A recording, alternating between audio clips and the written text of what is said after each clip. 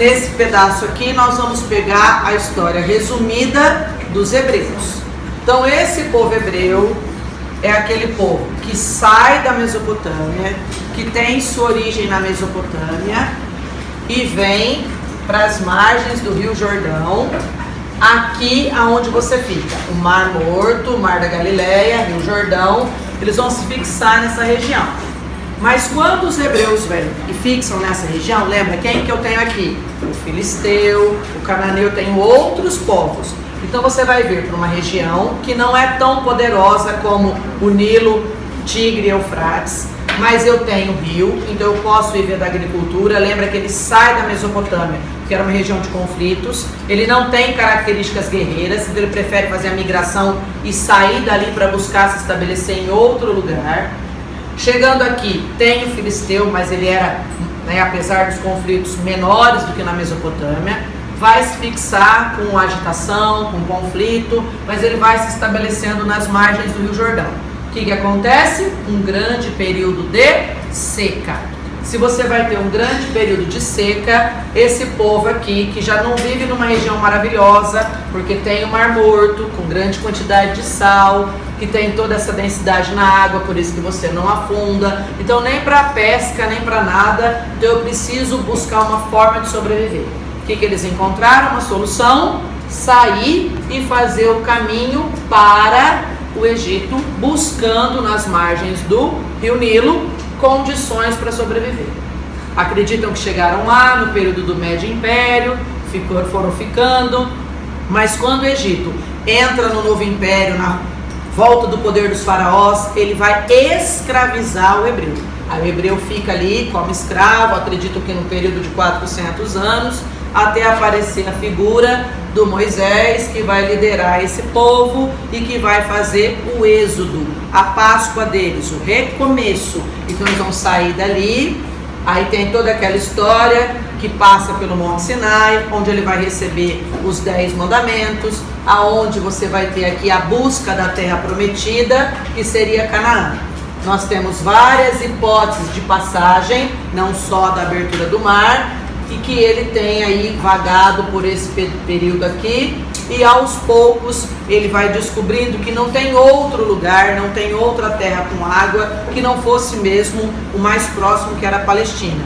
Então ele volta para a Palestina, né? Então após aqui toda a estrutura dele de peregrinação, tem os registros a partir de agora dos 10 mandamentos no Velho Testamento. Então quem inicia o monoteísmo? Moisés, registrado no Velho Testamento, e eles vão voltando para a Palestina, eleita então como Canaã, e vão se organizando em tribos e vão se estabelecendo ali.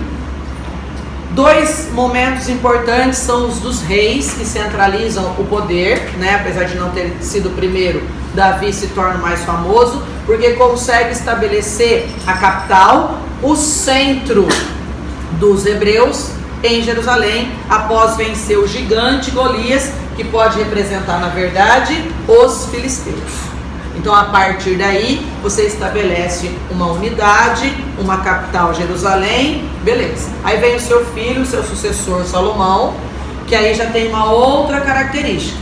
Muito bem, tem uma capital, constrói o templo de Jerusalém, só que há muitos desvios, muitos funcionários, muitas despesas. Então essa região vai sofrer com pesados impostos. Então o que acontece após a morte? Muitas revoltas após Salomão e a divisão, cisma, divisão em 2 reinos: norte Israel, sul Judá. Aí o que vai acontecer? O norte acabou sendo destruído e invadido pelos assírios. Então o norte eu tiro por conta dos assírios. Muitos morreram, foram escravizados, se espalharam. O que sobra do hebreu? Judá. Por isso ele passa a ser conhecido como judeu. Só que essa região estava lá, no reino estabelecido no sul, até que o segundo império, lá na Mesopotâmia da Babilônia, interessados em montar um exército forte e se fortalecer para conquistar a região em volta, vão lá no cativeiro da Babilônia, buscam o hebreu e escravizam na Babilônia na Mesopotâmia, no Segundo Império. Então eu vou destruir de novo a capital, há uma revolta, destruo o templo, e aí agora eu já tinha o norte sendo dominado pelos assírios, e agora o que tinha sobrado deles, que era Judá, passou a serem capturados e levados para o cativeiro da Babilônia, e lá eles vão ficar presos até aparecer a figura dos persas, povo vizinho que vai se estabelecer na região ali, na região que hoje é o Irã, e que vai iniciar um processo de expansão, e eles vão libertar os hebreus do cativeiro da Babilônia, vão permitir a volta dos hebreus para a Palestina, eles vão reconstruir a capital, o templo, e lá eles vão ficar até na sequência a gente estiver estudando Roma, e aí nós vamos entender por que o judeu se espalha para o mundo com diáspora, mas só vamos entender melhor quando a gente estiver estudando Roma.